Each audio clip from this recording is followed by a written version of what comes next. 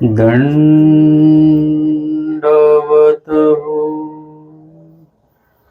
आजच्या दृष्टांत निरूपण सत्रामध्ये आपण दृष्टांत घेणार आहोत 60 क्रमांकाचा. एके सोचे त्रसले जाती, तया ते परमेश्वर त्रसविती ना. जैसा झाडिल्या पुसल्या पशुचा. आधीच्या दृष्टांतामध्ये ईशाळूचा दृष्टांत आहे आणि त्याच्यामध्ये सांगितलेलं आहे की एके त्रसेती ना, म्हणजे एखादा जो जीव आहे तो त्रसतो, म्हणजे त्रस उत्पन्न होतो. त्याला कसला त्रस उत्पन्न होतो ना, अभ्यास करताना जो काही, म्हणजे ब्रह्मविद्येचा अभ्यास करताना जो काही त्याग करावा लागतो, मग ते मिष्टान्न पदार्थ असतील, इंद्रियार्थ पदार्थ असतील, रसविखो पदार्थ असतील, इत्यादी सुख सुविधाजन्य जेवढ्या काही गोष्टी आहेत खाण्यापिण्यापासून, या सर्व गोष्टी ज्या असतात त्यांचा त्याग करावा लागतो. आणि दुःख साधन जे आहे, जसं सांगितलं, सुख साधने देवन पविजे नाही का. आणि म्हणून दुःखरूप साधनाचं आचरण करत असताना काय होतं, त्रस उत्पन्न होतो. मग त्रस उत्पन्न झाल्यानंतर काय होतं की तो जीव जो आहे, त्रस उत्पन्न होणे म्हणजे त्रस्त होणे, त्यामध्ये जे काही आवडी आहे ती आवडी कमी कमी होत जाते. आणि त्यामुळे त्या दुःखरूप साधनाचा, ज्याच्यामुळे परमेश्वर भेटणार आहे, त्या दुःखरूप साधनाचा तो जीव त्याग करत असतो. आणि त्रस उत्पन्न झाल्यानंतर तो जीव त्या विधीतनं बाहेर पडतो. यथा मार्ग सोडून देणे, म्हणजे मार्गामध्ये राहिलं तर काय आहे, तुम्ही आता 4 दिवसासाठी जाता म्हणून तुम्हाला बरं वाटतं, सकाळी उठणं हे ते वगैरे. कायमस्वरूपी गेल्यानंतर मग रोजचं सकाळचं उठणं म्हणजे त्रासदायक वाटायला लागतं. अभ्यास करायचं म्हणजे त्रासदायक वाटायला लागतं. पोथीला जाणं त्रासदायक वाटायला लागतं. सेवा करायची त्रासदायक वाटायला लागतं. आणि त्याच्यामुळे मग मार्गात राहूसं वाटत नाही, त्रस उत्पन्न व्हायला लागतो.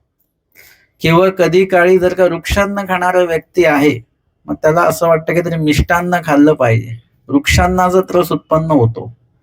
किंवा स्मरण करतोय आपण, स्मरण करता करता त्रस उत्पन्न होतो, थोडे पाय मोकळे करू आता, म्हणजे आता स्मरणावरून उठायचा त्या ठिकाणी आपल्याला वाटायला लागतं. म्हणजे हे काही गोष्टींचा त्रस उत्पन्न होतो. ते काही वेळासाठीचा तो भाग वेगळा आहे की दुसरा विधी करण्यासाठी पहिला विधी आपण सोडणे हा एक प्रकार वेगळा, परंतु तो विधी सोडून द्यायचा कायमस्वरूपी, त्याला म्हणतात त्रस उत्पन्न होणे. आणि त्रस उत्पन्न झाला की तो जीव जो आहे तो त्या विधीतनं बाहेर पडतो.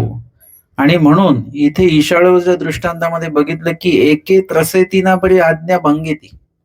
एखाद्या जीवाला त्रस उत्पन्न होत नाही, परंतु तो आज्ञा मात्र भंग करत राहतो. म्हणजे सेवा करणारा व्यक्ती, त्याला सेवेची आवड आहे, परंतु सेवेमध्ये जी आज्ञा आहे त्या आज्ञेचा तो भंग करत राहतो. म्हणजे तो पोथीला येतो नाही अशातला भाग नाही, तो त्रस उत्पन्न होत नाही त्याला, परंतु तो पोथीत आल्यानंतर तो आज्ञावार्ता करतो, म्हणजे आज्ञाभंग त्यांनी केलं.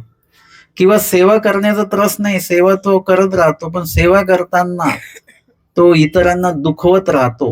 म्हणजे काय केलं, परमेश्वराच्या आज्ञेचा भंग त्यांनी केलेला आहे. तया ते परमेश्वर अव्हेरिती, म्हणजे त्या जीवाला परमेश्वर अव्हेरतात. आज्ञाभंग केल्यानंतर आपल्याला वाटलं की नाही या वचनाचं पालन करू, नाही त्या वचनाचं पालन करू, परंतु आज्ञाभंग होत आहे हे लक्षात आलं पाहिजे. आज्ञा काय आहे हेच आधी आपल्याला माहिती असलं पाहिजे, आणि मग आज्ञाभंग काय आहे नंतर कळेल. आणि आज्ञाभंग केला तर परमेश्वर त्या जीवाला सन्निधानी ठेवत नाहीत. श्रीमूर्तीच्या सन्निधानही नाही, ज्ञानाचं नाही, अधिकरणाचं नाही, मार्गाचं नाही, सेवा दास्य नित्यविधीचं निमित्तविधीचं कशाचं सन्निधान राहत नाही. मग अशी एक वेळ येऊन जाते, मग आपण म्हणतो आता माझं कुठेच जाणं होत नाही. आधी आम्ही सत्संगाला भेटायचो, देवपूजेला जायचो, पदयात्रेला जायचो, आता कुठेच जाणं होत नाही. सगळ्याच गोष्टींचं असन्निधान प्राप्त झालं. हे अशा पद्धतीने जो आज्ञा भंग करत नाही त्याला मात्र परमेश्वर असन्निधान देत नाही. त्रस उत्पन्न झाला होऊ द्या, पण आज्ञाभंग मात्र होऊ देऊ नका. त्रस उत्पन्न होऊ शकतो. आमचे स्वामी सांगतात त्रसू देऊ नका. पाखा मासा काहीतरी तुम्हाला आवडेल ते खाल्लं तरी काही हरकत नाही, परंतु त्या ठिकाणी आज्ञा मात्र परमेश्वराची सतत त्या पाळनामध्ये आपण असलो पाहिजे. एखादा विधी घडला जरी नाही आपल्याला, तरी देखील त्या विधी घडण्याबाबतची जी अप्राप्ती आहे, न घडल्याबाबतची जी अप्राप्ती आहे, ती अप्राप्ती तरी आपल्या मनामध्ये असणं गरजेचं आहे. आपले वचन नाही पाठ झाले तरी चालते, परंतु वचन पाठ नाही झाल्याचं दुःख मनामध्ये असलं पाहिजे, अप्राप्ती त्याच्याविषयी असली पाहिजे. हे आज्ञा पालनामध्ये तर काहीतरी तुम्ही करा. एकतर पाठांतर केलं तरी आज्ञा पालन आहे, आणि अप्राप्ती भावली तरी पण आज्ञा पालन त्याच्यामध्ये आहेच आहे. आणि म्हणून सांगितलं ईशाळूच्या दृष्टांतामध्ये. आजच्या दृष्टांतामध्ये आपण बघणार आहोत, एके शौचे त्रसले जाती तया ते परमेश्वर त्रसविती ना. एके शौचे म्हणजे असमर्थ, जो धर्म आचरण्याअर्थी तो समर्थ नाही व्यक्ती. त्रस कुणाला उत्पन्न होतो? त्याच जीवाला उत्पन्न होतो त्रस. जो जीव समर्थ नाही धर्म आचरण्यामध्ये, तो लगेच कंटाळून जातो. त्याला ते पाठांतर होत नाही. ते म्हणतात की पाठांतर केल्यानंतर काय होतं, सतत बोलल्यामुळे माझा गळा दुखून येतो, है ना. अन्य वार्ता केल्याने नाही, धर्मवार्ता केल्याने गळा दुखून येतो, तोंड दुखून येतं, जमत नाही मला. त्यांना म्हटलं की लीळाचरित्र वाचा, मग बोलू नका काही, नुसतं वाचा. म्हणतात माझे डोळे दुखतात त्याच्याने. मग बोलू नका, काहीच ना बोलू नका, काहीच नका करू, फक्त काय करा, ऐका, माझे कान दुखतात.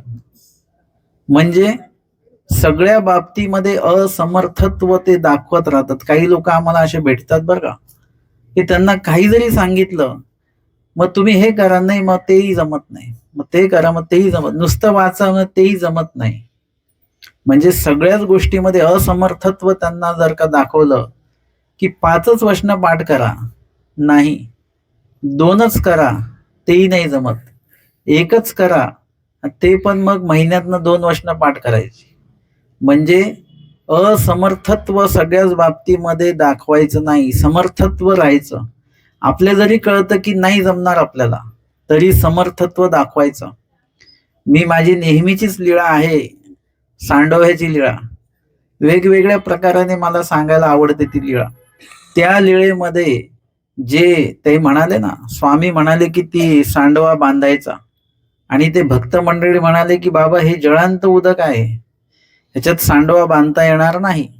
मुळामध्ये म्हणजे ती भक्त मंडळी बरोबर बोलत होती, स्वामी चुकीचं बोलत होते. हा, लक्ष घ्या, स्वामी चुकीचंच बोलत होते. तिथे ते सांडव बांधणं अजिबात शक्य नव्हतंच. तुम्ही एखादी नदी बघा बरं, त्या नदीमध्ये तुम्हाला काही भिंत बांधता येईल का? आता तुम्हाला दगड उपलब्ध करून दिले, विटा उपलब्ध करून दिल्या, चौकोनी दगड उपलब्ध करून तुम्हाला बांधता येईल का? नदीमध्ये उतरायचं, दगड घेऊन आतमध्ये जायचं. ते भक्त मंडळी बरोबरच बोलत होते, स्वामी चुकीचं बोलत होते. परंतु म्हणजे जीवाच्या दृष्टीने पाहिलं तर ते बरोबरच होतं की नाहीच बांधता येणार, असमर्थ आहे जीव. परंतु आपल्याला मात्र जर का देवाने सांगितलं ना, तर मग तिथे समर्थत्वे उभं राहायचं. जरी शक्य नाही तरी देखील तिथे बांधायला उभं राहायचं. कारण की देव काय करतात, शक्यतेची निरूपिती, अशक्यते निरूपण करत नाही. स्वामी सांगतात, आणि जर का ते शक्य वाटत नाही आपल्याला, तर समजायचं आपल्याला अशक्य वाटतंय, परंतु देव सांगतात म्हणजे ते शक्य आहे, म्हणूनच ते सांगितल्या जात आहे.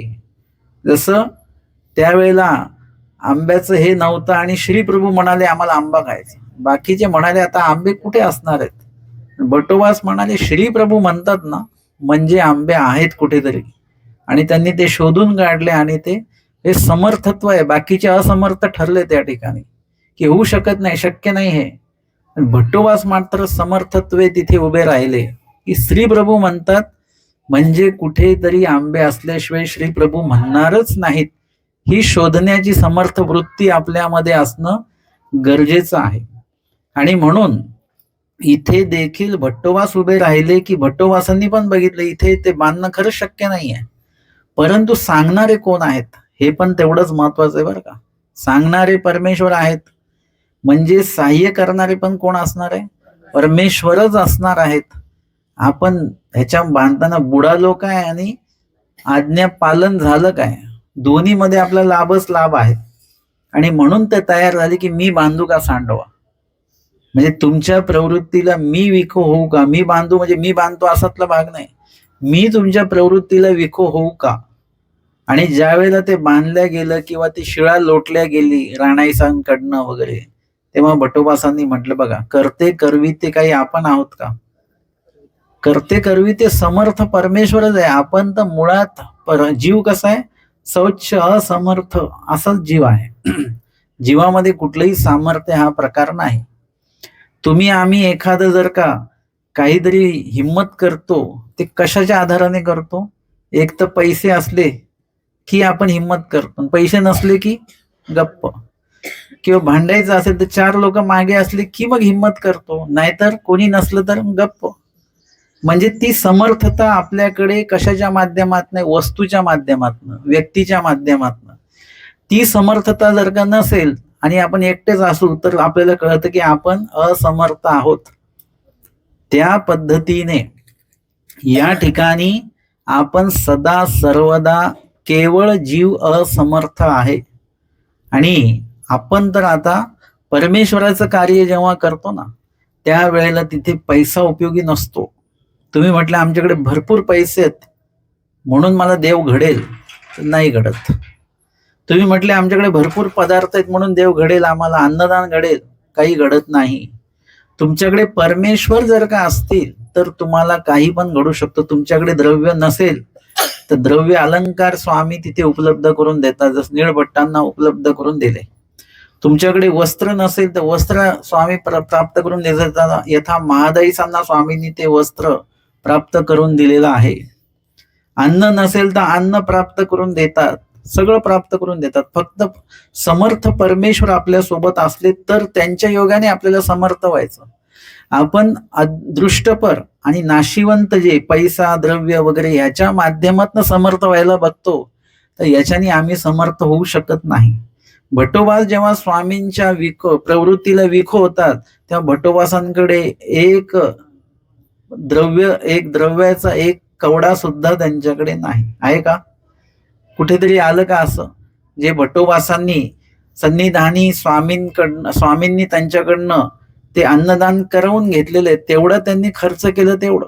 त्याच्यानंतर भटोबासांनी द्रव्य खर्च केलेलं नाहीये, त्यांच्याकडे द्रव्य नाहीये. ईश्वर कार्य करण्याला द्रव्य लागत नाही. आपल्या सगळ्यांच्या डोक्यामध्ये सगळं असं फिट बसलं की पैशाशिवाय देव होत नाही, आणि मुळामध्ये पैशाने देव होत नाही. असं स्वामी सांगतात, द्रव्य संपत्ती परमेश्वर न पविजे, इतकं स्पष्ट सांगितलेलं आहे. आणि आपण म्हणून या गोष्टीने समर्थ व्हायचं नाही. आपल्या सोबत परमेश्वर आहेत का, कधी कधी द्रव्य असतं पण ते ईश्वर कार्याला उपयोगी जात नाही. अन्न असतं ते खराब होऊन जातं, परंतु ते ईश्वर कार्याला उपयोगी जात नाही. कुणीतरी म्हणजे मार्ग आलेला प्रवासामध्ये होता, मग त्यांनी म्हटलं आपण काय करू, पॅकिंग अन्न देऊ सगळ्यांना, म्हणजे ते सगळं डाळ भात भाजी चपाती, तेवढा वेळ नव्हता.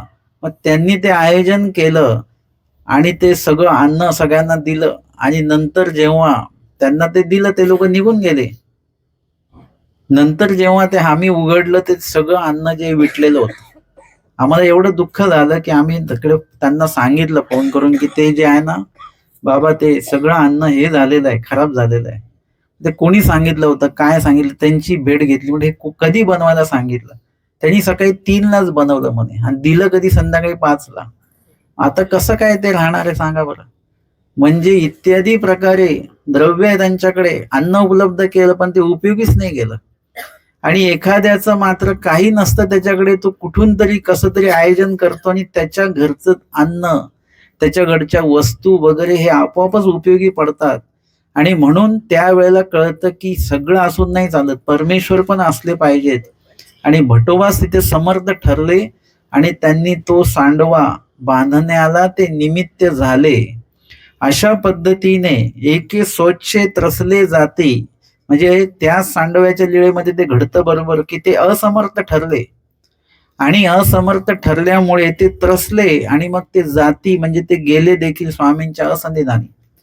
स्वामी म्हणतात हे तर सांडवा बांधा, ते शक्य नाही, मग इथून जा. ते म्हणे हो हे शक्य आहे. म्हणजे देवापासून लांब जाणं शक्य झालं, पण देवाच्या जवळ येणं कधी जवळ येऊ आपण? ईश्वराच्या आज्ञेचं पालन जेव्हा तुम्ही करायला लागाल तेव्हा देवाच्या जवळ याल. आज्ञेचा भंग कराल तेवढं तेवढं तुम्ही देवाच्या लांब जाईल. जसं तुम्हाला अनुभव येत असेल ना की तुमचं कोणी ऐकायला लागलं की तुम्हाला तो माणूस जवळचा वाटायला लागतो, आणि तो ऐकत नसेल तर लगेच तुम्ही अंतर राखून राहता त्याच्यासोबत, बोलणं बंद वगैरे वगैरे. तेच परमेश्वर पण करतात मग आपल्यासोबत. परंतु आपण जे अपेक्षा ठेवतो समोरच्याकडनं ते आपल्या स्वार्थासाठी, आणि परमेश्वर जी अपेक्षा आपल्याकडनं ठेवतात ते सुद्धा आपल्याच भल्यासाठी आहे. त्याच्यात परमेश्वराचं कुठलं भलं नाही. आणि म्हणून जे त्रसले ते जाती ते निघून जातात. तशाच प्रकारे स्वामी एकदा उदास झाले आणि स्वामी भक्तजनांना म्हणतात, तुम्ही जर का आमच्या प्रवृत्तीला विखो नव्वा तर येथून जा. आणि सगळे उठून निघून गेले, पण डांगरेश मात्र काही गेले नाही. म्हणजे बाकीचे गेले ते काही गेले नाही. स्वामींनी त्यांनाही रागवले, तुम्हालाही सुद्धा जाण्याला आज्ञा आहे. आणि ते मग नंतर डांगरेश गेलेले आहेत, पण ते गेले म्हणजे उठून नाही गेले नुसते, ते देहातनच गेलेले आहेत. म्हणजे देह सोडून दिला त्यांनी. म्हणजे इत्यादी प्रकारे परमेश्वराच्या पात्रतेला म्हणजे परमेश्वराच्या प्रवृत्तीला खऱ्या अर्थाने विखो ठरले. निघून जाणं नाही, देहातनं जाणं या प्रवृत्तीला विखो ठरलेले आहेत. आमचे स्वामी सांगतात, आता मरा तरी चांग. मरा तरी चांग म्हणजे असं कोणी जर का आपल्याला म्हटलं आता तुम्ही मेलं तर बरं होईल बरं का, असं कोणी म्हटलं आपल्याला तर बरं वाटेल का आपल्याला? अजिबात नाही बरं वाटणार. एखाद्या जखड म्हाताऱ्याला जरी म्हटलं आपण तुम्ही मेले तर बरं होईल, तर चालणार नाही. कुष्टियाच्या दृष्टांतामध्ये कुष्टियाला म्हटलं थू मर कोडी, त्याला राग आला, वाईट वाटलं, एकदम अपमान झाल्यासारखं वाटलं, निघून गेला तो. म्हणजे अशा प्रकारे त्रस उत्पन्न झाला. असमर्थत्व जे आहे, परमेश्वराच्या प्रवृत्तीला विखो होण्याचं जे काही समर्थत्व आहे ते नसेल, असमर्थत्व जर का असेल तर जीव तिथून निघून जातो. डांगरेज देखील गेलेले आहेत आणि मग त्या ठिकाणी खऱ्या अर्थाने स्वामींच्या प्रवृत्तीला तेच विको ठरले, डांगरेशच. आणि जे त्रसले म्हणजे स्वामींच्या प्रवृत्तीला विको नाही झाले ते मात्र तिथून निघून जातात. अशा प्रकारे परमेश्वराचं सन्निधान असेल, काही काही निरूपणाचा अवसर असेल, काही स्मरणाचा अवसर असेल, सेवेचा काही अवसर असेल, दास्याचा काही अवसर असेल, त्या ठिकाणी आपल्याला जर का कंटाळा आला, त्रस उत्पन्न झाला की आपण निघून जातो. पण प्रपंचाचा कंटाळा आला तर निघून जातात का लोक? कुठे निघून नाही जात. ते फिरून येतील फक्त, परत घरीच येतील. किंवा काही लोक ते म्हणतील की आम्ही 4 दिवस आता मार्गात जातो बस, पण ते मार्गातनं परत येतात. ते फक्त घरातल्या लोकांना थोडा धक्का देण्याचा प्रयत्न करत असतात. ते वांचून ते काही प्रपंच सोडत नाही. देवधर्म सोडून देतील देवाचा त्रास उत्पन्न झाला तर. त्या दिवशी आमच्याकडे कोणी आलेले, ते म्हणे मी भांडून आलेलो आहे घरून, मग मी इथे थांबणार आहे. म्हटलं तसं नाही थांबता येणार. म्हणजे इत्यादी प्रकारे आपण परमेश्वराचा त्रस उत्पन्न झाला की परमेश्वराला सोडून देत असतो. आणि मग त्रसले ते जाती जर का त्यांच्या मनाचा त्रस कधी उत्पन्न होतो? जेव्हा आपल्या मनासारख्या गोष्टी घडत नाही तेव्हा त्रस उत्पन्न होतो. आपल्या मनासारखं घडत गेलं, मग इतरांच्या मनासारखं ते नसे ना का, परंतु आपल्या मनासारखं घडतंय ना, मग आपल्याला त्याच्यामध्ये आनंद वाटत असतो. तया ते परमेश्वर त्रसविती ना. अशा जीवांना परमेश्वर सुद्धा त्रसवत नाहीत. ठीक आहे, तुम्हाला जायचं तर जा. असं लहान मुलांना निरूपणाला बसवतात, बसा बसा. आता त्यांना बिचाऱ्यांना बसायचं नसतं, आम्ही म्हणतो त्यांना खेळू द्या, त्यांना जाऊ द्या बरं, त्यांना त्रसवू नका. तशा प्रकारे एखाद्या व्यक्तीला निरूपण ऐकायचं नाही, त्याला जबरदस्ती बसा तुम्ही. एखाद्या व्यक्तीला प्रश्न विचारायचे नाहीत. मला तर अनुभव पुष्कळ वेळा येतो. ते सगळेजण एकमेकांना म्हणत असतात, तुम्ही विचारा प्रश्न. ते म्हणतात तुम्ही विचारा, ते म्हणतात तुम्ही विचारा, ते म्हणतात तुम्ही विचारा. सगळेजण एकमेकांना सांगतात प्रश्न विचारा, प्रश्न विचारा. कोणालाच प्रश्न विचारायचे नसतात बरं का. तर आम्ही म्हणतो जाऊ द्या, त्यांना प्रश्न विचारायचे नसतील तर राहू द्या, काही हरकत नाही. एका घरी गेलो, त्यांनी त्यांच्या मुलाला म्हटलं तू प्रश्न विचार. तो म्हणाला माझे काही प्रश्न नाही आहेत. तरी पण विचार. अरे प्रश्नच नाही तर कसा काय विचारेन तो. ते म्हणे मग आता निरूपण ऐकलं त्याच्यावर विचार. तो म्हणे आता जे निरूपण झालं त्याच्यात सगळे प्रश्न माझे क्लिअर झालेत, माझे प्रश्नच नाही आहेत. मग त्याच्यानंतर मी म्हटलं तुम्ही थांबा, त्याला विचारू द्या त्याच्या पद्धतीने, एकदम त्याला हे नका करू, त्याला त्रस उत्पन्न होऊ देऊ नका. उद्या तो माझ्या समोर पण येऊन बसणार नाही. आणि नंतर त्यांनी जो प्रश्न विचारला तो असा प्रश्न होता की त्यांनी विचारलं की जे आपण अनुसरण नंतर ज्या काही आपण विधी करतो, ती विधी आपण घरी असताना पण करू शकतो ना, अनुसरणाच्या आधी पण. म्हटलं किती सुंदर प्रश्न केलेला आहे. एकच प्रश्न केला पण तो अजून पण माझ्या लक्षात आहे. आणि त्या ठिकाणी ती पण माझी शिकीनच होती, छोटी 5वी ला होती ती. तिने तो प्रश्न विचारला की जे अनुसरणानंतर आपण आचरण करू शकतो ते आचरण आपण घरी असताना पण करू शकतो का अनुसरणाच्या आधी. जे अनुसरण घ्यायचं नाही असा प्रश्न नाही येतो. अनुसरणाच्या आधी आपण घरी पण करता येईल का आपल्याला. म्हटलं हो करता येईल ना. अनुसरणाच्या आधी तो आचार तुम्ही घरी करत असाल तरच तुम्ही अनुसरण घेऊ शकता, नाहीतर नुसतंच वेश परिवर्तनावर सगळं मर्यादित राहतं. अनुसरणाच्या आधी देखील तो आचार काही ना प्रमाणामध्ये घरामध्ये करता आला पाहिजे. अशा प्रकारे एखाद्याला प्रश्न नसेल विचारायचा तर त्याला त्रास देऊ नका. आमचे स्वामी मार्तंडांना त्रास देत नाही, तुम्ही तुमच्या पद्धतीने राहा. ते त्यांच्या पद्धतीने राहतात स्वामींच्या सन्निधानी, त्रस उत्पन्न होऊ देत नाही, कारण की त्याच्यामध्ये तो अधिकारच नाही आहे, त्याच्याकडे तो समर्थता त्याच्याकडे नाहीच आहे. मग त्याला कशाला उगाच आपण बळच त्याला धर्माला हे करायचं. आणि म्हणून अशा जीवांना परमेश्वर त्रसविती ना जैसा झाडिल्या पुसिल्या पशुचा. झाडिल्या पुसल्या पशुचा म्हणजे ज्या झाडणे पुसणे म्हणजे काय, विचारपूस करणे.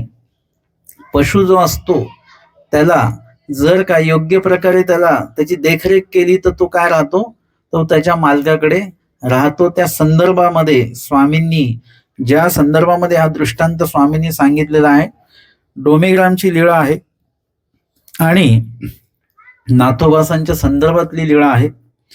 नाथोबा सुएर करवणे, उत्तरार्ध 169 क्रमांकाची लीळा. सुएर म्हणजे बाळंतीण जी बाई आहे तिची सेवा, जी काही योग्य सेवा केल्या गेली पाहिजे ती नाथोबासांकडनं करून घेतली. एकी बाईल ते गरवार ते मढासी आली, म्हणजे गरोदर होती आणि ती राजमठाकडे, तिन्ही मठांचं जे काही द्वार वगैरे आहे, महाद्वार, तिथे ती आलेली आहे. गोसाव्या ते विनविले. आता स्वामींना त्यांनी त्या बाईने विनंती केलेली आहे, जीजी ओळगिया सांडूनी गेला मज कोणी नाही. ओळगिया म्हणजे जो पाईक आहे, सैनिक आहे त्या राजाचा, तो काही युद्धासाठी म्हणा वगैरे तो निघून गेलेला आहे. आता माझं बघणारं सासरचं माहेरचं कोणी नाही आहे आणि मज कोणी नाही, माझ्याकडे कोणीच नाहीये माझं माहेरचं. स्वामी म्हणतात बाई हे असो द्या, बाई हे असो द्या. आणि बाईसांना स्वामी सांगतात की यांना असू द्या.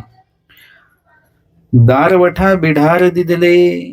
दारवठा म्हणजे जेव्हा मोठी महाद्वार आहे, महाद्वाराच्या आतमध्ये गेल्यानंतर 2 दरवाजे असे आतमधल्या बाजूने उघडणार आणि उघडल्यानंतर आतमध्ये म्हणजे दरवाजाच्या मागेच 2 विभाग असतात, कप्पे असे, त्याच्यामध्ये त्यांना ठेवलं. जुनं आता डोमेग्राम जर का तुम्ही केलेला असेल, आता केलं का डोमेग्राम, जेव्हा मोठा दरवाजा होता तो, त्या दरवाजाच्या मागे 2 कप्पे होते, म्हणजे तिथे कमीत कमी 3-4 माणसं राहू शकतील, झोपू शकतील अशा प्रकारचं, आणि 10-5 माणसं बसू शकतील एवढं ते मोठं ते होतं.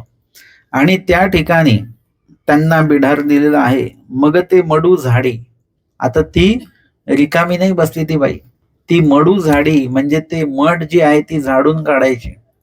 आणि तियेसी बाईसे जीव घाली, ती बाईसा त्यांना जीव घालायचा. परमेश्वराचे शरण आलेले आहेत आणि परिस्थिती अशी आहे तर त्या ठिकाणी काय आहे की बाईसा सुद्धा त्यांना भोजन वगैरे देतात. रेई नायकाचा घरी म्हणीये करी, रेई नायक जे आहेत बाजूला चांगले मोठे अधिकारी आहेत ते, आणि त्यांच्या घरी काही सेवा काम असेल म्हणीये करू म्हणजे त्या सेवेच्या कामाच्या बदल्यामध्ये काहीतरी द्रव्य म्हणा, असं काहीतरी मोबदला त्यांना मिळेल. अशा प्रकारचं जे काही म्हणीये करणं जे आहे ते त्या करतात. जसं त्या मातेच्या दृष्टांतामध्ये आलेलं आहे की ते म्हणीये करू जाते, म्हणजे त्या मुलांना खेळायला वगैरे देऊन वगैरे, आणि ती काही ना तिचं म्हणीये करू जाते, पण एक मुलगा तिच्या मागे लागतो वगैरे. म्हणजे तिचा जो छोटा मुलगा असेल की आवडता मुलगा असेल तो मात्र आईची पाठ सोडत नाही, तो आईच्या मागे लागतो. परंतु आई मात्र तिचं जे काही दैनिक काही म्हणीये करू आहे ती जात असते. अशा प्रकारे रैण्याकाच्या घरामध्ये जे काही म्हणीये करणं आहे त्यासाठी ती जाते. तिये जीव घाली ती, ते लोक पण तिला 2 घास त्या काम केल्याबद्दल. आधीच्या काळामध्ये पैसाच सगळं काही नसायचं. जे काही काम केलं त्याच्या बदली काहीतरी धान्यच मिळेल, एखादी वस्तू मिळेल, किंवा 2 वेळाला जेवायला जरी मिळालं तरी भरपूर लोकांना ते होत होतं. मग तियेसी 9वा मासो रिगाला, 9वा मास ते सुरू झालेला आहे. स्वामी म्हणतात बाई अशी झाडो नको देऊ. स्वामी बाईसांना म्हणतात आता यांना झाडू देऊ नका बरं का. मग बाईसे तियेसी झाडो ने दिती. बाईसा पण त्यांनी जरी झाडू घेतलं तरी बाईसा म्हणायचे नाही, तुम्ही झाडायचं नाही. मग एकुदी गोसाव्यांशी उदयाचा पूजावसर झाला. एक दिवशी स्वामींना सकाळचा पूजावसर झाला. गोसावी विहरणा बीजे केले. आमचे स्वामी विहरणाला बीजे करतात. मग मागू ते मठासी बीजे केले आणि परत राजमठामध्ये येतात. तुम्ही सकाळचा प्रातःकालीन पूजावसर जर का तुम्ही श्रवण करत असाल, वाचत असाल किंवा आठवत असाल, पूजावसर जो आहे तो काय करायचं नेमका, म्हणायचा आहे की आठवायचा आहे? आठवायचं बरं का.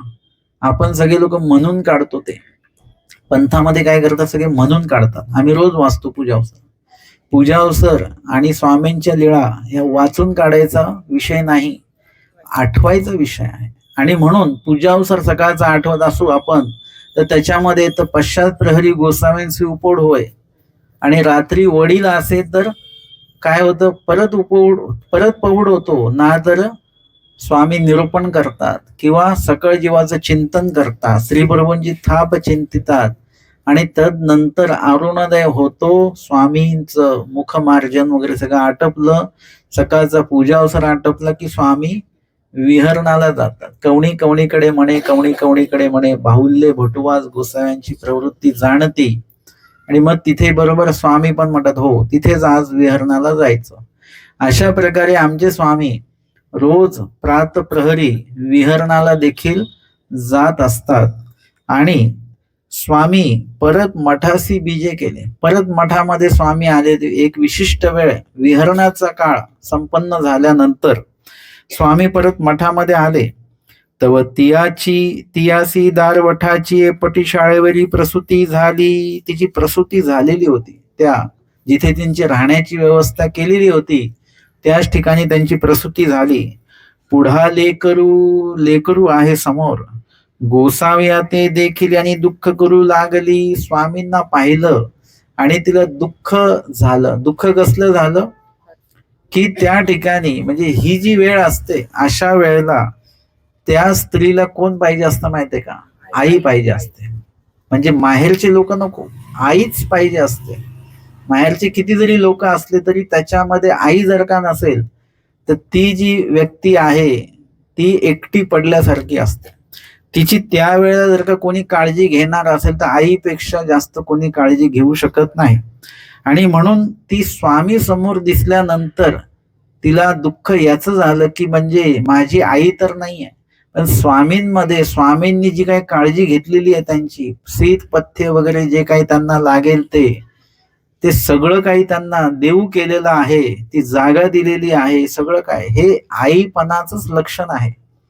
आणि आपण आता त्या बाईंना स्वामींबद्दल काय आईपणाचा भाव वाटत असेल हे आपल्याला लक्षात येणार नाही, पण त्यांच्या मात्र भूमिकेमध्ये आपण जर का गेलो तर आपल्याला लक्षात येईल की स्वामींना पाहून त्यांना दुःख झालं की एक प्रकारे स्वामी आई म्हणूनच उभे राहिले. जी जी माय नाही ना बहिणी नाही कोणी नाही, जी म्हणजे कोणच नाही मला, आई नाही बहीण नाही, अशा वेळेला हे लोक जवळ असणं हे जास्त महत्वाचं असतं. पण माझं कुणीच नाही. स्वामी म्हणतात, बाई दुःख न कराजी, म्हणजे दुःख करू नका. कोणी नसले तर नाही, आता नसलेलं काय दुःख करायचं. म्हणजे एखाद्या वेळेस असून नसले तरी दुःख करण्याचं कारण नाही, कारण की ते लोक नाहीच ना. असून देखील नाही आहेत तर मग ते नाहीच जमा आहेत. आणि एखादी व्यक्ती नाहीच आहेत, मग नाहीच, मग कसलं दुःख करायचं. जी गोष्ट नाही त्याचं दुःख करत बसायचं नाही. आणि हे असे नव्हे आम्ही आहोत ना. स्वामी म्हणतात, मंडळी का तुम्ही याची सुहेर करा, म्हणजे यांची सेवा आता तुम्ही सगळी करा. हो काजी लागेल ते बाईसाते मागा, आणि जे तुम्हाला लागेल ते तुम्ही बाईसांकडे मागा. मग नाथोबाई बाज घातली तया ते धुत लेकरुवाचे नाळ खांडिले, त्यांना बाज टाकून दिली. लेकरुवाचे ते नाळ वगैरे त्यांनी खांडिले. सगळी घातली, म्हणजे उष्णता असली पाहिजे, शेकायचं आहे त्याच्यामुळे विस्तव वगैरे सगळी ती शेगडी वगैरे सगळी त्यांनी ती तयार केली. बाईसाते पिंपळीया मागितल्या, म्हणजे ती वनस्पती आहे लेंडी पिंपळी त्याला म्हणतात, म्हणजे ती आयुर्वेदिक आहे, ती उष्णता त्याच्यामध्ये अधिक असते.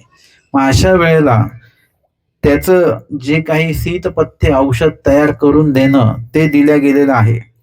तिया वाटोनी दिधलिया, वाटून वगैरे त्यांना ते दिलेले आहेत. मग ते कशासोबत खायचं आहे, मधासोबत खायचं आहे की काय वगैरे, अशा प्रकारे ते चाटण त्याचं जे काय आहे त्यांनी ते तयार करून दिलेलं असणार. मग बाईसे पथ्य करीती, बाईसा पथ्य करतात, म्हणजे आता त्यांना या काळामध्ये काय खायला द्यावं काय देऊ नये हे सगळं पथ्य ते नाथोबा सुती आणि ते नाथोबासांकडे दिलेलं आहे. आणि नाथोबा त्या बाईंना ते सगळं काय देतात. मग तया पडदणी देती चिक्सा कालवणी देती, त्यांना पडदणी म्हणजे त्यांना आंघोळीसाठी जे काही वस्त्र आहे ते दिल्या जातं, आणि चिकसा म्हणजे अंगाला लावण्यासाठी वगैरे. मग ती आपले अंग माखिती, अंगाला ते लावतात वगैरे त्या स्वतः बाई. नाथोबा डोईये तेल घालीती, त्यांचं स्नान वगैरे झाल्यानंतर त्यांच्या डोक्याला तेल वगैरे लावून देणं. पाणी ठेवीती, म्हणजे आंघोळीच्या आधी तेलाचं जे काही मॉलिश वगैरे केलं जातं ते डोक्याला तेल नाथोबास लावून देतात. आणि त्या पाण्याचा सेकू घेती, पाणी ठेवून त्यांना पाण्याचा शेक देणं. तशा प्रकारे म्हणजे पाण्याची वाफ आपण घेतो की नाही, तसं वाफ वगैरे घेणं हे सगळं नाथोबा करून देतात. लेकरू लहानी ती, त्या लहान बाळाला आंघोळ घालतात नाथोबास. मग गोसाव्यांशी पूजावसरू झाला, स्वामींचा पूजावसर संपन्न झाला. मग तेथ गोसावी पडताळाव्या बीजे केले. स्वामी तिथे त्यांना पडताळण्यासाठी म्हणून गेलेले आहेत, म्हणजे त्यांना चौकशी करायला, की आपण जर का आजारी असलो काय असलो दुःखात असलो कोणी आपल्याला विचारपूस करायला जर का आलं तर आपल्याला बरं वाटतं. त्यांनी दोन शब्द विचारले तरी पण आपल्याला एक समाधान वाटत असतं, आजार पण आपण विसरतो. तशा प्रकारे स्वामी तिथे पडताळण्यासाठी आले. गोसावी तेथ उभे राहिले, स्वामी त्या ठिकाणी उभे राहिले त्यांच्या जवळ. आणि स्वामी म्हणतात, बाळंतिणी बाई काही करीत आहे, बाळंतीण बाईंचं काय चाललंय बरं. जी जी सुखे असोजी, ते म्हणतात सुखे असोजी, म्हणजे आनंदात आहे, कुठल्याही प्रकारचं काही दुःख नाही. एरवी म्हणजे या निमित्ताने समजा काही ना काही तब्येत खराब होत असते, काय होत असते, पण आता सन्निधान कोणाचं आहे, स्वामींचं, परमेश्वराचं सन्निधान असल्यामुळे कुठल्याच प्रकारचं काहीही त्रास त्या ठिकाणी नाही. मग बाजुल्यावरून हात जोडती, बाजुल्याची वरुणी, तिथे झोपल्या असताना आता उठता येत नाही म्हणा वगैरे काय, तिथूनच ते स्वामींना हात जोडतात. किंवा बसलेले आहेत, उठता येत नाही, तर बसल्या बसल्या हात स्वामींना जोडतात, वंदन करतात. मग गोसावी विहरणा बीजे करीती, स्वामी विहरणाला बीजे करतात. आणि विहरणीहून येता पडताळीती, विहरणाहून येताना जवळ 1-1.5 तास समजा लागला वगैरे काही, आल्यानंतर परत स्वामी विचारपूस चौकशी त्यांची करतात. स्वामी म्हणतात, आणि स्वामींनी मग या वेळेला हा जो दृष्टांत आहे तो दृष्टांत स्वामींनी झाडिल्या पुसिल्या पशुचा दृष्टांत निरूपण केलेला आहे. पशु असे ते झाडीजे पुसिजे तरी सावमेये. स्वामी सांगतात की पशु जो आहे तो झाडीले पुसिले म्हणजे त्या पशुला जर का झाडणे म्हणजे काय वगैरे त्याचा खरारा वगैरे त्याला करणं, त्याला जे अपेक्षित आहे, त्याला जे पाहिजे आहे त्या गोष्टी करणं, म्हणजे त्याच्यामध्ये सगळंच आलं बरं का. झाडणे पुसणे म्हणजे आम्ही ते आई वडील म्हणतात ना, आम्ही तुझं पालन पोषण केलंय म्हणजे नेमकं काय केलंय, सगळंच खाण्यापिणे कपडे लत्ता शिक्षण सगळं सगळं त्याच्यामध्ये आलं एका दोन शब्दांमध्ये. तसंच झाडणे पुसणे या पदामध्ये त्या पशुला लागणारा खरारा असेल, त्याला थोडस ब्रशनी वगैरे कशाने घासणीने त्याला घासलं त्याचं अंग वगैरे त्याला बरं वाटतं, किंवा त्याच्यावर पाणी टाकलं वगैरे त्याला आंघोळ घातली की त्याला बरं वाटतं, काही त्याला खाऊ पिऊ घातलं की त्याला बरं वाटतं, पाणी प्यायला दिलं तर त्याला बरं वाटतं. अशा प्रकारे त्याला गोंजारलं वगैरे की त्याला बरं वाटत असतं. अशा पद्धतीने झाडीले पशु असे म्हणजे आहे कोण, पशु आहे, प्राणी आहे, परंतु त्याला झाडीले पुसले तरी ते सावमेय म्हणजे ते जवळ येतं. आणि वरी मान घाली म्हणजे तो वर मान वगैरे करेल, आपल्याशी तो लाड करणार. त्याचे जर का आपण लाड केले पशुचे तर पशु देखील आपल्या जवळ येत असतो. एरवी कधी कधी असं असतं की पशु घाबरतो. जसं त्या बांधली आहे गायीच्या किंवा पडाळी आहे गायीच्या दृष्टांतामध्ये काय सांगितलं, पडाळी गाय बांधली असे, त्याला वरून गळतं किंवा ते किविया पाय कोरिती हे सगळं काय आहे आणि तिला त्रास होतो, म्हणून तो मालक काय करतो, तिला त्या घराच्या त्या पडवीला बांधतो, तो त्या खांबाला माळवदाच्या खांबाला तो बांधतो. परंतु येता जाता कोणी आलं एकदम घरामध्ये आतमध्ये जाण्यासाठी किंवा घरातनं कोणी बाहेर आलं की ती गाय एकदम घाबरून जाते. तिला ती सवय नसते, माणसांची सवय नाही. माणसाळलेले जे प्राणी असतात ते माणसांच्या जवळ येतात आणि जर का ती सवय नसेल त्यांना, ते मात्र घाबरतात, माणसांपासून लांब जातात.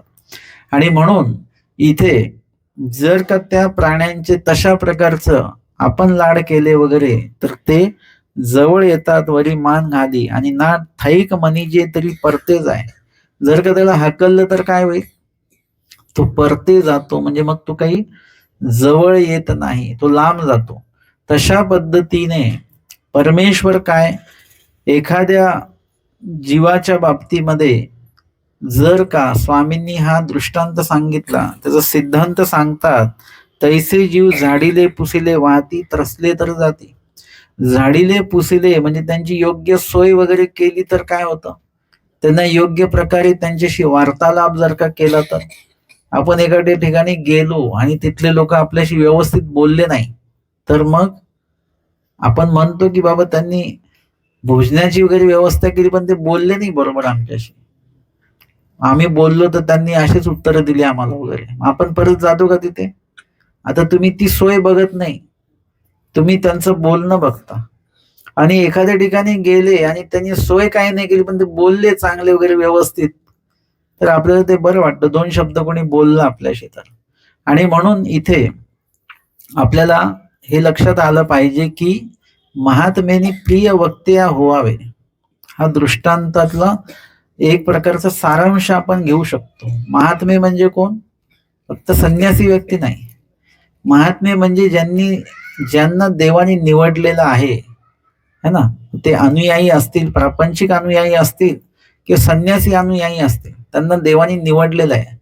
तर त्यांच्या वाणीमध्ये हा माधुर्यपणा असला पाहिजे. महात्मेनी प्रिय वक्त्या होवावे म्हणजे महात्म्यांच्या शब्दामध्येच नुसता गोडवा नको बरं का. गोड बोलणं हा एक प्रकार परत वेगळा आहे. आपल्याला गोड बोलणारे लोक कळतात ना लगेच, आपण काय म्हणतो ते गोड बोलतात बरं का खूपच. म्हणजे आपल्या त्या गोड बोलण्यामध्ये सकारात्मकपणा नाहीये, नकारात्मकपणा आहे. आपल्याला ते लोक नाही आवडत. ज्यांच्या अंतःकरणातच गोडवा आहे, ज्यांच्या अंतःकरणात शांतता आहे, ती शांतता जी आहे ती शांतता आपल्या शब्दांमध्ये आली पाहिजे. हृदयात जर का शांतता नसेल, हृदयामध्ये जर का गोडवा नसेल, तर मग मात्र आपल्याला शांतता आपल्या शब्दांमध्ये देखील येणार नाही. आपल्या आवाजामध्ये देखील शांतता असली. नुसती शब्दात शांतता म्हणजे आवाजामध्ये देखील ते सौम्यता, ती सात्विकता, तो गोडवा, हे सगळं त्याच्यामध्ये आलं पाहिजे, क्रियेमध्ये आलं पाहिजे. भटोबासांना स्वामी म्हणतात, महात्मा काही नवसी, है ना. ते म्हणतात लोणीला, अरे अरे गुरुवा, सांगतात महात्मा काही नवसी, महात्मेनी प्रिय वक्त्या व्हावे. म्हणजे तुम्हाला काय करावं लागेल की तुमच्या वाणीमध्ये गोडवा, आणि वाणीमध्ये गोडवा कधी येईल, कुठून येईल, तर तुमच्या हृदयामध्ये तो गोडवा जर का आलेला असेल तर वाणीमध्ये गोडवा येईल. तुमच्या हृदयात गोडवा असेल तर तुमच्या त्या बोलण्यामध्ये, वागण्यामध्ये, उठण्या बसण्यामध्ये सगळ्यामध्ये गोडवा तयार होईल. जसे अधिकरण येतात ना आपल्याकडे, अधिकरण आल्यानंतर त्यांनी नुसतं आपल्याला एवढं जरी म्हटलं जेवण करून जा बरं का, आपल्याला एवढा आनंद होतो की बाबांनी विचारलं, नुसतं विचारलं कधी आलात तरी पण आपल्याला आनंद होत असतो. त्यांनी नुसतं आपल्याला बसा म्हटलं तरी देखील आपल्याला आनंद होतो. का? कारण की त्यांच्या त्या आचरणामध्ये ते सगळं भिनलेलं आहे. त्याच्यामुळे ते नुसतं जेव्हा बोलतात तेव्हा ते का आवडतं हे पण लक्षात घ्या. ते जेव्हा बोलतात तेव्हा ते तुमच्या हृदयापर्यंत येतं. 2 वेळा असं होत असतं. कोणी जर का आपल्याला वाईट बोललं ते पण हृदयापर्यंत येतं, आणि चांगलं एकदम वृत्तीने, चांगल्या उद्दिष्टाने कोणी बोललं तर ते पण आपल्या हृदयापर्यंत येतं, आणि मग आपल्याला छान वाटतं किंवा आपल्याला वाईट वाटतं. 2 गोष्टी होतात. वाईट बोलल्यानंतर ते हृदयाला लागतं म्हणून वाईट वाटतं, आणि चांगलं बोलल्यानंतर तेही हृदयाला लागतं म्हणून चांगलं वाटतं. या व्यतिरिक्तचे जे बोलणं आहे त्याला बडबड असं म्हणतात बरं का. जे आपल्या हृदयापर्यंत पोहोचत नाही ती आपल्यासाठी फक्त बडबड असते. फक्त आता माझं बोलणं जर का तुमच्या हृदयापर्यंत पोहोचत नसेल तर ही बडबडच असेल. कोणीतरी आता घड्याळ पण बघितलं असेल, किती वाजले बाबा, कधी संपन आता हे. म्हणजे असं होऊ शकतं बरं का. आणि जर का तेच वाक्य तुमच्या हृदयापर्यंत पोहोचत असतील मग ते मात्र कसं आहे की ते आपल्याला चांगलं वाटत असतं. आणि म्हणून इथे आपलं जे बोलणं आहे ते अतिशय महत्वाचं आहे. तुम्ही सगळ्यात पहिले लोकांपर्यंत पोहोचता ते तुमच्या बोलण्यामुळे. मी तरी सगळ्यांकडे जो पोहोचलो ते बोलण्यामुळेच पोहोचलो बरं का.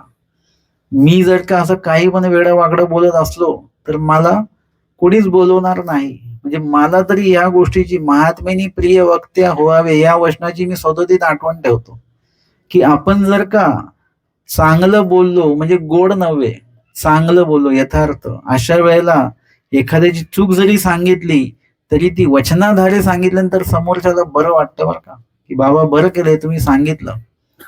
मी कोणाला त्याची चूक जरी सांगितली तरी त्याला राग येत नाही, कारण की त्याला वाटतं की नाही बरं केलं तुम्ही हे सांगितलं आम्हाला, हे आम्ही आतापर्यंत चुकीचंच हे होत होतो. म्हणजे हे सुद्धा प्रिय वक्तेपणानेच सांगितलं पाहिजे. एखाद्याची चूक सांगताना त्याला अपमानास्पद वाटलं नाही पाहिजे, त्याला अभिमानास्पद वाटलं पाहिजे. अशा प्रकारचं वक्तव्य आपल्या मुखामधनं, शब्दांमधनं ते प्रगट झालं पाहिजे. असं असेल तर काय होतं, न जीव झाडीले पुसिले वाहती. आता आमच्या एका ठिकाणी निरूपण सुरू होतं तर तिथे लहान 4 मुलं अशी होती की ते पोथीला सगळ्यात आधी उपस्थित व्हायचे, माझ्या पण आधी. आणि मी गेलो की माझी ती बॅग त्यांना, ती माझी बॅग त्याच्यामध्ये लीळा चरित्र वगैरे सगळं असायचं, तर त्यांना ती बॅग उचलत पण नव्हती. ते दोघं उचलून आतमध्ये न्यायचे बॅग. ती गादी त्यांना उचलत नाही तरी दोघं उचलून ते न्यायचे. आम्ही शेवटच्या दिवशी त्यांचं नाव आम्हाला घ्यावं लागलं त्या सभेच्या ह्याच्यामध्ये. म्हणजे काय आहे की का बरं ते येत होते, कारण की ते आल्यानंतर त्यांच्याशी विचारपूस करणं वगैरे वगैरे असं सगळं, त्यांच्याशी बोलणं व्यवस्थित. मी त्यांना विचारतो जेवले का तुम्ही वगैरे वगैरे, त्यांना बरं वाटायचं. आणि त्यांना अपेक्षित असलेलं काही चॉकलेट द्या, हे द्या, ते द्या. म्हणजे अशा प्रकारे केल्यामुळे ते मुलं, ब्रह्मविद्येचं निरूपण आहे पण ते लहान मुलं अशी जे बसून राहायचे निरूपणाला, अजिबात असं नाही की खेळायला जाऊ वगैरे. म्हणजे हे प्रिय वक्तव्य आपल्या प्रत्येक कार्यामधनं प्रगट झालं तर त्या ठिकाणी ते लोक जवळ येतात. आणि जर का ते प्रगट नाही झालं, उलट झालं, तर मग लोक दुरावल्या जातात. ह्या बाबतीतला जो अनुभव आहे तो अनुभव आपल्याला असला पाहिजे. आणि म्हणून स्वामींनी भटोबासांना सांगितलं, महात्मेनी प्रिय वक्त्या व्हावे. का बरं ना, झाडीले पुसिले वाहते.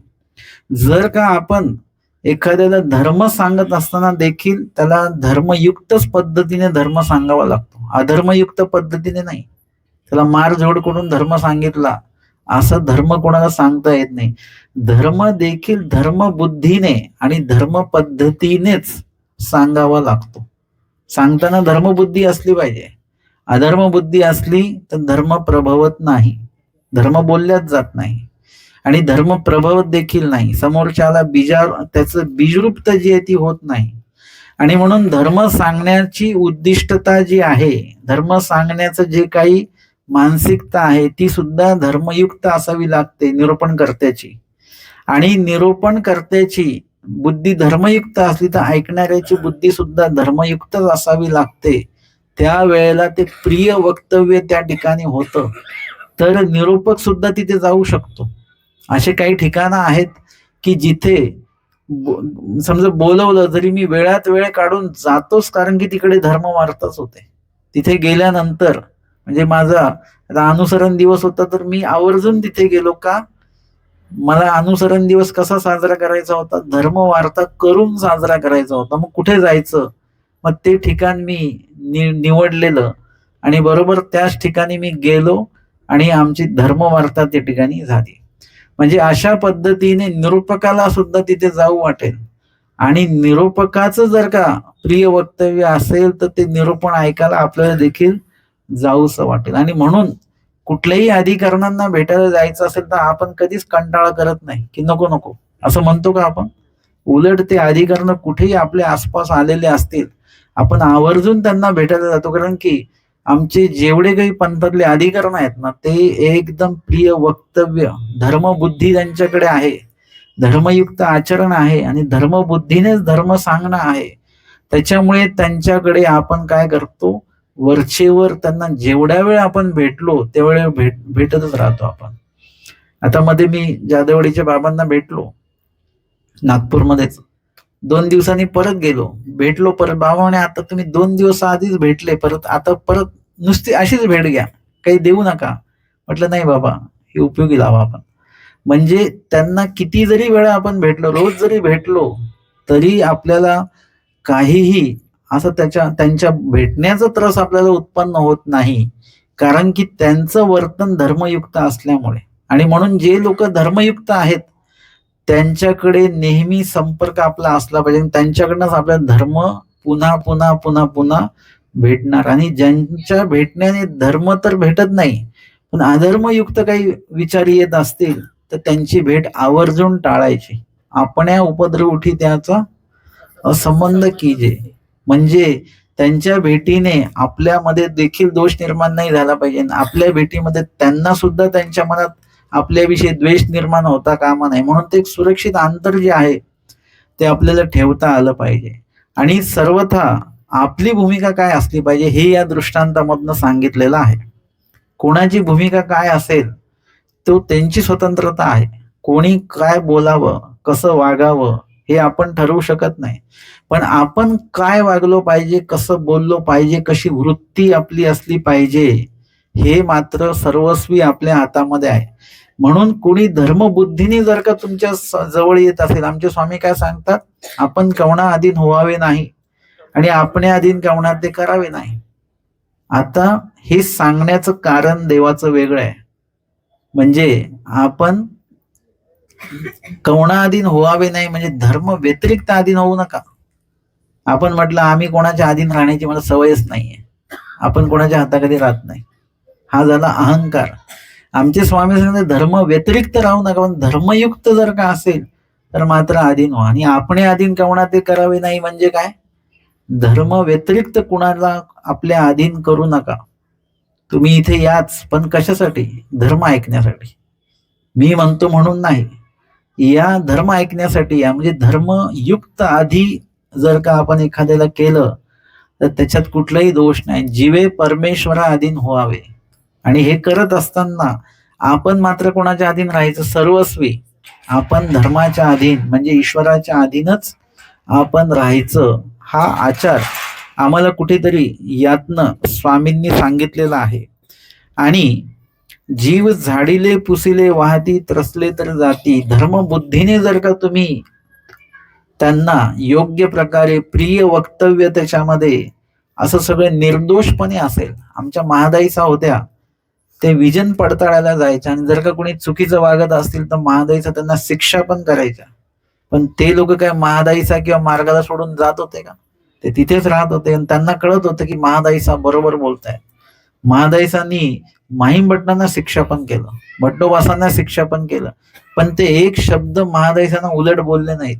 कारण की त्या बोलण्यात आणि त्या रागवण्यात प्रिय वक्तव्य आहे. बघा, नुसतं चांगलं बोलण्यात प्रिय वक्तव्य नाही. तुम्हाला जर का धर्मयुक्त कोणी शिक्षा पण करते तर ते सुद्धा प्रिय वक्तव्यच त्याच्यामध्ये आहे, चांगलेपणा आहे, सुहृदत्व त्याच्यामध्ये आहे. आणि त्यातनं देखील, त्या रागवण्यातनं देखील ते माझा धर्मच राखत आहेत, माझ्यामध्ये धर्म वाढवत आहेत, अशा प्रकारची सुहृदता त्यांची आहे हे आपल्या लक्षात आलं पाहिजे. तर महादाईसांनी देखील असं केलं, परंतु धर्मबुद्धीने केलं. रागवायचं नाही कोणाला, तामस शब्द नाही आले पाहिजेत, परंतु धर्मबुद्धीने जर का आले तर ते तामस शब्द नाही, ते रागवणं पण नाही, ते धर्म सांगणेच त्याच्यामधनं आहे. म्हणून आमचे स्वामी एखाद्या उदास होतात तर ते देखील धर्मबुद्धीनेच उदास होतात.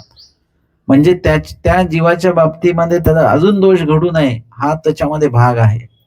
आणि म्हणून अशा प्रकारे जर का झाडिले पुसिले जर का पशुच्या बाबतीमध्ये असेल, म्हणजे पशुमध्ये पण देखील काय आहे, शेवटी जीवच आहे. पशुमध्ये काही वेगळं थोडीच काय, पशुमध्ये पण जीवच आहे, आपल्या देहामध्ये पण जीवच आहे. पशुपेक्षा फक्त मनुष्य देहातला जीव थोडासा जो आहे त्याच्याकडे ज्ञान अधिक प्रमाणामध्ये आहे. पशुकडे सामान्य ज्ञान आहे, परंतु त्याला देखील या गोष्टी कळतात, त्याला देखील या संवेदना आहेत. आणि कदाचित मनुष्यापेक्षा जास्त पशुला कळतात, काही संवेदना असतात त्या पशुमध्ये जास्त प्रमाणामध्ये असतात. तशा प्रकारचं मनुष्यामधल्या देखील या ज्या काही संवेदना आहेत त्या आपण आपल्या धर्मबुद्धीच्या बोलण्यातनं, वागण्यातनं आपण ते निर्माण करता आपल्याला आले पाहिजेत. आणि असं असेल तर ते वाहती, म्हणजे ते जवळ येतील वगैरे, जे काही जीव आहेत मनुष्य देहातले ते आपल्या संपर्कात राहतील. त्रसले तर जाती, आणि जर का तुम्ही सतत त्यांना वेगवेगळ्या पद्धतीने अधर्मयुक्त काही बोलत असाल, अधर्मयुक्त वागत असाल, तर मग ते जाती, म्हणजे ते तुमच्यापासून दूर जातील. आणि जर का तुम्ही चुकीच्या पद्धतीने अजून त्यांच्यात धर्म रुजवला तर ते धर्मावरून पण जाऊ शकतात. त्यांना वाटेल धर्म असा चुकीचा आहे, परंतु तसं नाही. आपल्याला धर्माला लोकांना लावायचं आहे, आणि धर्माची जी प्रतिमा आहे ती आपल्याकडनं ती चांगली उजळ जी प्रतिमा मुळातच धर्माची आहे, ती उजळ प्रतिमा लोकांना समोर न्यायची. आणि आपल्या चुकीच्या वागण्यामुळे धर्माची प्रतिमा मळीन होता कामा नये, हे लक्षात घ्या. धर्म कधीच मळीन होत नाही, धर्म धर्माच्या ठिकाणी उजळच असतो. परंतु आपण आपल्या वागण्यामुळे लोकांमध्ये धर्माच्या बाबतीमध्ये चुकीची प्रतिमा तयार करत असून लोकांना चुकीचा धर्म आहे असं वाटायला लागतं. आमच्या आता काय 1-2 निरूपणामध्ये अन्यच्या अन्य लोक, गावातले पूर्ण अन्य लोक निरूपणाला मागच्या वर्षी पण या वर्षी पण आले, पण ते म्हणाले की आम्हाला खूप सुंदर प्रकारे हे ऐकायला मिळेल. याही वर्षी ते लोक सगळे ऐकायला आले. म्हणजे धर्माची प्रतिमा आपल्याला आपल्या बोलण्यातनं ती उजळ करता आली पाहिजे. तर काय होतं, त्रसले तर जाती, जर का तुम्ही उलट पद्धतीने जर का धर्म जर का सांगितला तर ते जीव, धर्मातले जीव देखील धर्माच्या बाहेर जाऊ शकतात.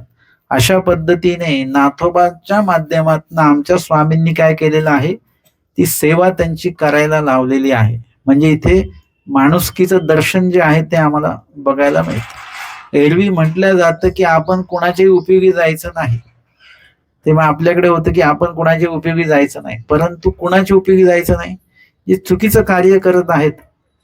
कुणी म्हणाले आम्ही भांडायला चाललोय, चला बरं सोबत, लगेच आपण मदत, है ना. आपण म्हणतो नाही भांडायचं, पण भांडत बघायला तर जाऊ, सपोर्ट केला आपण. चुकीच्या कार्याला मदत नाही करायची. कार्य जर का योग्य असेल तर योग्य कार्याला मदत करायला काही हरकत नाही. परंतु या ठिकाणी स्वामींनी तेही आम्हाला दाखवून दिलेलं आहे. आणि सोबतच नाथोबासांकडनं का बरं? नाथोबास हे निर्विकार व्यक्ती आहेत बरं का. नाथोबासांना कुठल्या प्रकारचं म्हणजे हृदयशून्य स्वामी जे म्हणतात ते खूप वेगळ्या अर्थाने, त्या व्यक्तीला गुणदोष कोणाचे काही कळत नाहीत. नाथोबास काही असं नाही म्हणत हा माणूस दोषी आहे, हा माणूस असा आहे, तो माणूस.